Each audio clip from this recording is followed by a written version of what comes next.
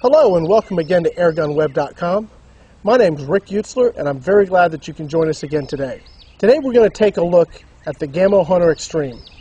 Now we've been waiting a long time to do this review and we've had technical difficulties, we've had shipping delays, we've had malfunctions, but we finally have a good working model here.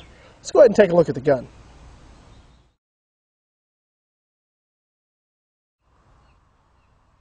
The Gamo Hunter Extreme is a very heavy gun. It's very thick. In fact, it's so thick that I can barely get my hands around it to shoot it.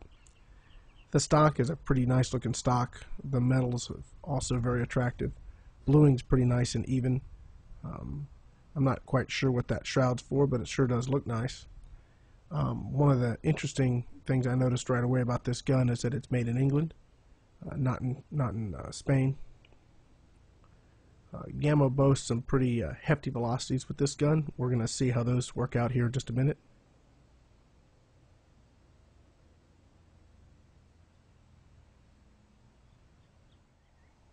As we take a look at the underside of this gun, I want you to notice that there's an additional screw there.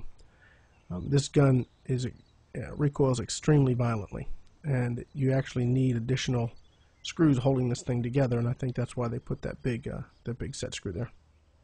Here's a look at the scope that Gamo includes with this rifle. It's a 3x9x50. Unfortunately, it lacks an adjustable objective and range estimating crosshairs, which means you're going to be replacing it pretty much when you get it. Let's look at some velocities.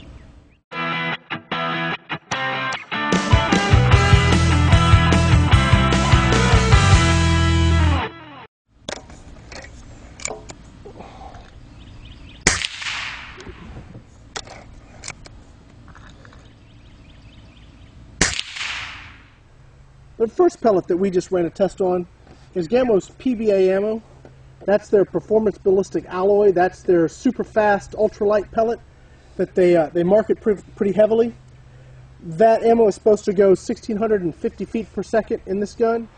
We did get a high of 1,530, a low of 1,511, an average of 1,521 with a difference of 19 feet per second. Now, even though it didn't hit 1,650, those are some pretty consistent velocities out of the PBA ammo. We also got a fairly decent group. I don't expect much out of the PBA ammo because it's just too light. With the exception of one flyer, you're looking at a 3/4 inch group at 20 yards. For the PBA ammo, that's something else. We're going to switch to the RWS Hobbies and see what we get with those.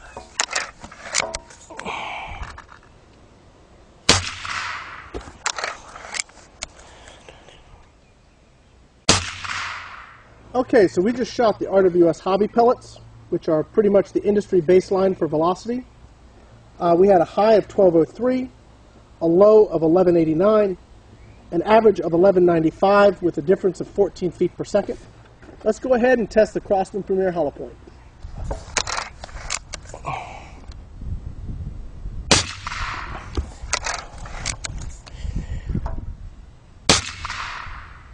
Okay, so that last group was with the Crosman Premier Hollow Points.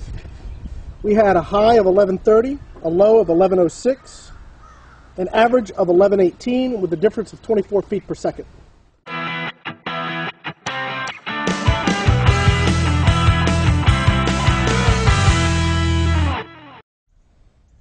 As you can see from these shot groups, this shooting session with the Gamo Hunter Extreme frankly did not turn out so well.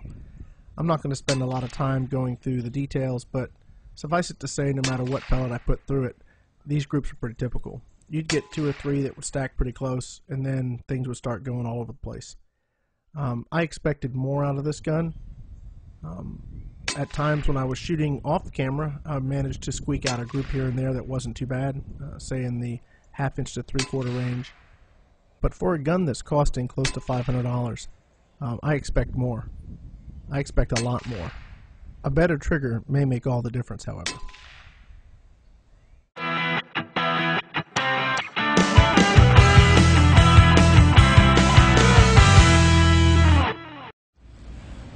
Well, that pretty much wraps it up for this review of the Gamo Hunter Extreme. This is the .177 caliber. I can only imagine that you're going to get better results with a .22 caliber rifle. I think this is just way too much power for a 177. If someone were to ask me if I would recommend this gun, I don't think I really could. It costs a lot of money, and it really doesn't deliver on accuracy. Definitely delivers on power, and if you want bragging rights, I don't know of another spring gun that's going to give you more velocity than this Hunter Extreme. Very, very difficult to cock, even more difficult to shoot well. The trigger is absolutely ridiculously hard to pull. There's a lot that needs to happen to make this gun really worth what Gamo's asking for it. I want to thank the guys again over at PyramidAir.com. They didn't have to give us this very expensive rifle to test, but they did. And they did it so that you can know for sure if it's something you want to pick up. So when you're ready for your next batch of supplies, or you're looking to get your next air gun, be sure to give the guys over at Pyramid Air a call. My name is Rick Utzler with AirGunWeb.com. Look forward to seeing you again soon.